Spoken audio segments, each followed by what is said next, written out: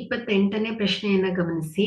ತ್ರಿಜ್ಯ r ಮಾನ ಹೊಂದಿರುವ ಒಂದು ಅರ್ಧಗೋಳದ ಘನಫಲ ಕಂಡುಹಿಡಿಯುವ ಸೂತ್ರ.